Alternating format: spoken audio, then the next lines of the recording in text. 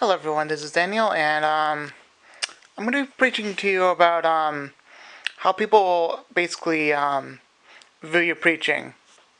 It's going to be very important because basically a lot of people don't understand that the way they preach really is a differential. Basically, makes a difference between if the person becomes a child of God or not.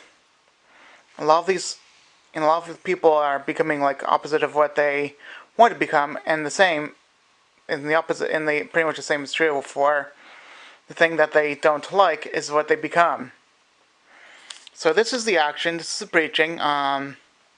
It's basically how they preach. Really depends on if you become the opposite or the same of what you preach. But the same can't be true for everyone, unless it's really of God.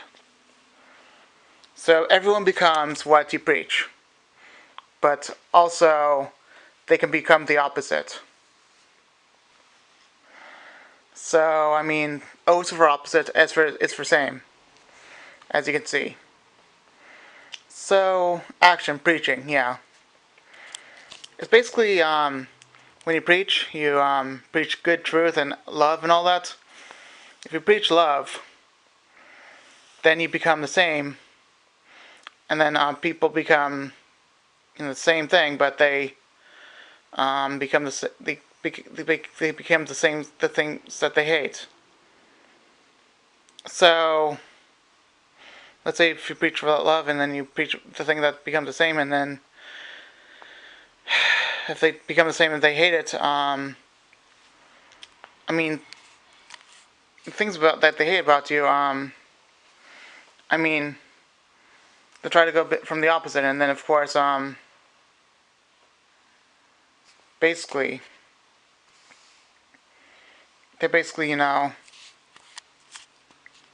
basically, yeah, when you become the same, when they become the same thing, they turn and hate away, and then if it's the opposite, then they become the love of that thing. I mean, that love, I mean, you know,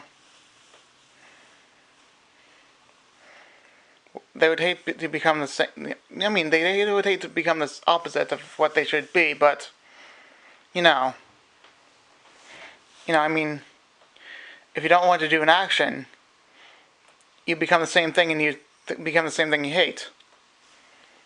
But then, if you do an action that you love, you become the opposite of what you love. So, brethren, pray to God that these people get the message, because demons are out there to make people become the opposite. So how do you break this cruel cycle of what they really want to become, or the opposite of what they become? Sometimes you have to preach harsh messages in order to actually become, for them to become indeed the true children of God. I mean, I don't know if the words are going to be clear in this Bible, but this is how Jesus preached. I'm going to go randomly because that's probably Beatitudes.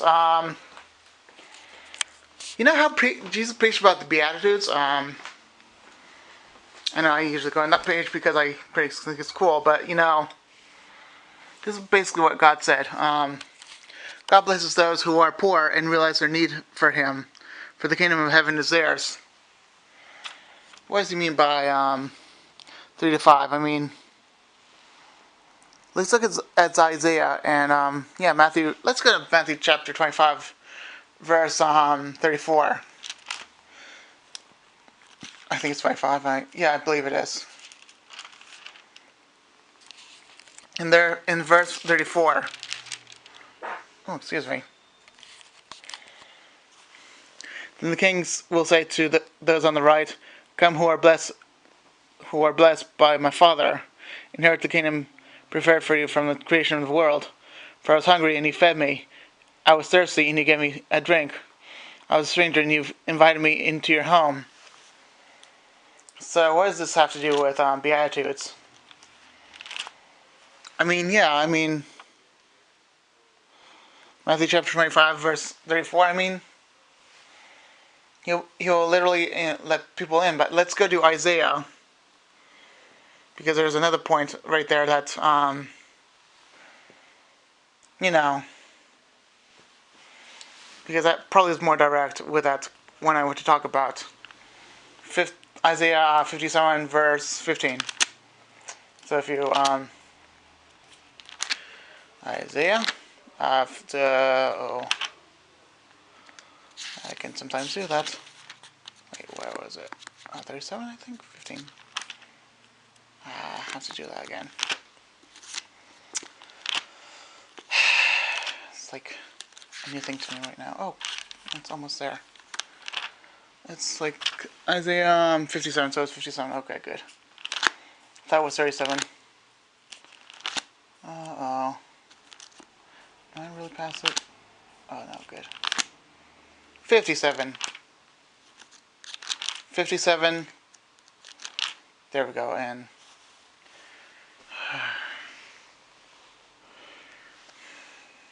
15.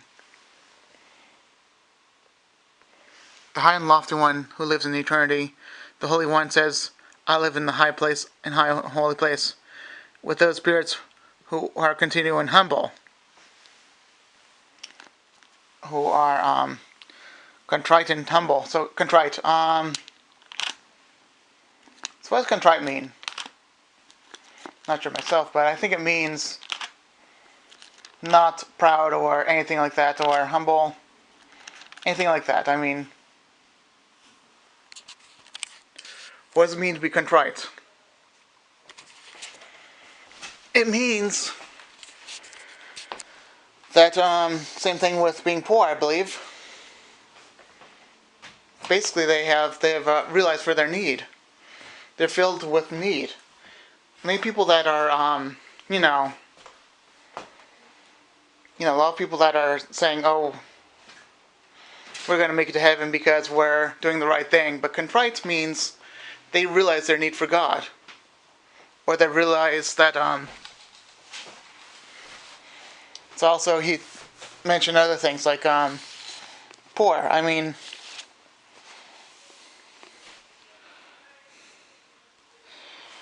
everything that Jesus said contradicted the world. So, God blesses those who mourn, for they will be comforted. God blesses those who are humble, for they will inherit the whole earth. God blesses those who hunger and thirst for justice, for they will be satisfied. God blesses those who are merciful, for they are shown mercy. God blesses those whose hearts are pure, for they will see God. God blesses those who work for peace, for they will be called children of God.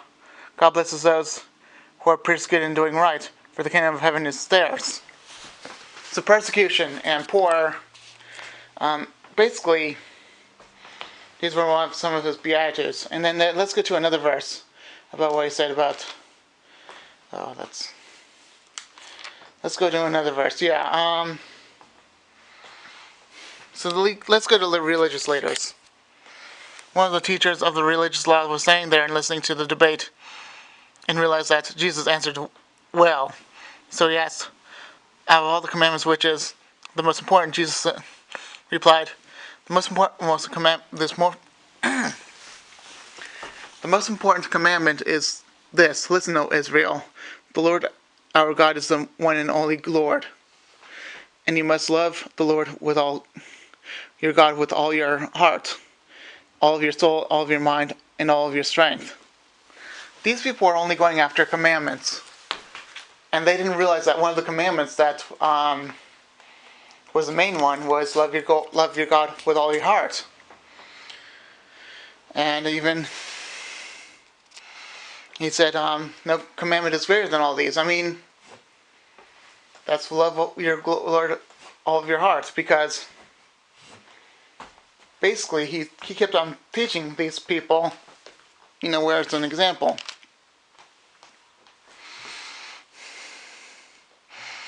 He even said, if you cause one of these little ones to stress to be a sin, it would be better for you to be thrown into the sea with a huge millstone on your neck. Basically being tied with a millstone around your neck. So, he was dramatic sometimes. Jesus was literally preaching in opposite terms, with roughness and sometimes love. Sometimes he was going after the people that were literally worthless to the people. I mean, and the funny thing is, some of these Pharisees became true believers of Jesus. Some of these didn't, but those that didn't mock the Holy Spirit, but some of them did. And then the people that got the miracle from Jesus, they realized that they needed to not sin. I mean, it takes a really tough message to really say, "Oh, I have to change," and then you change. Because the things that you love the actions that you really love to do, you become the opposite. And the actions that you really hate, you become the same. So it's really, what about the preachings that you really hate?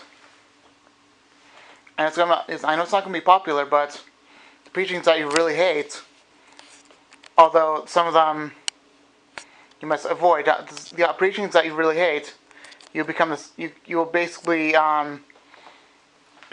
you will literally become. So, I mean, if it's a good message about Christ, and it really means that if you love it, and you'll not become it, but if you hate it, you might as well become it, because many of the Apostle Peter, I think, yeah. Not Revelation, that was James. I haven't Titus, Philemon. Let's see, Timothy, no. Where is it? Colossians, no. Probably off. But that's one before Hebrews. But anyway, there's a lot of what 5 chapters? There's a lot of converting when it's really tough. When there's literally a butterfly flying around. Why is it so beautiful? It used to be a caterpillar that was ugly. James, perfect. Because it was ugly, because it was, basically when the cocoon it became beautiful. Why was it so? Why was there so much pain in suffering for that creature just to become a butterfly? And he even said to the rich, this is going to be interesting. Look here, you rich people, weep and groan with anguish because of all the terrible troubles ahead of you. Your wealth is rotting away, and your fine clothes are moth-eaten rags. Your gold and silver have become worthless. The very wealth you are counting on will eat away your flesh like fire. This treasure you have accumulated will stand its evidence against you on Judgment Day. For listen, hear the cries of the field workers, whom you have cheated of their pay. The wages you held back cry against you. The cries of those who harvest your fields have reached the ears of the Lord of heaven's armies. You have spent your years in luxury, satisfying your every desire. You have fattened yourselves to the day of slaughter. You have condemned and killed innocent people who do not resist you. So, for the rich, you have literally led yourself to slaughter. That's what you've led yourself to. So anything that you hate, I don't care if you put a thumbs down, but anything that you hate, you become the opposite. So if I have to become a brutal guy, I will be brutal sometimes, and I can be brutal. But if I will be brutal and honest, I will be. And let me be brutal and honest. Anything that tickles your ears, anything that you love, will make you become the opposite of what you want to be. Because good preaching is basically a very tough preaching. It sometimes puts you through a very strong fire, a fire that you can't handle sometimes. But you have to be refined by the fire of refined by great fire to in order to withstand your shape, and then you will become a child of God. So any action has its own consequence. Basically, you become the same as what you hate, and you become the opposite of what you love. So basically, you are in the old days, you were set up for failure. But then there was Jesus, the Redeemer, but he would always preach the Antichrist anyway. Even he is a trickster because he would preach all the good stuff of good news and you're good, and he'll make you cheered up, but you become the opposite, and then you become the Antichrist puppet. But then Jesus, who is very brutal to people, he will literally turn you into a cocoon of things that you would rather not wish to even become. And things that you hate, you become the same. And then you become proud. But then, one of the things you hate to see about what people tell you, you become, and then you become humble. But then the people that tell you what you hate, you'll become proud again. It's because of the way people talk to you. So, an action has a similar and opposite reaction in some ways. Similar and opposite reaction. It's all pattern. You will either conform to the world, or you conform to the truth. Brethren, watch messages that are not comfortable to you, but have good feeling of love, but also have a tough feeling of warrior. Watch messages that really are tough to hear or tough to know, because anything that hurts your heart, that will make you become a beautiful butterfly, a beautiful person. So you become the opposite of what you want to be, okay? The preaching that you listen to decides on your fate. And also my message today is, listen to some hard preaching. You're not to basically this is, your actions in preaching decides who you are. Alright, I'll be done now, okay? Bye.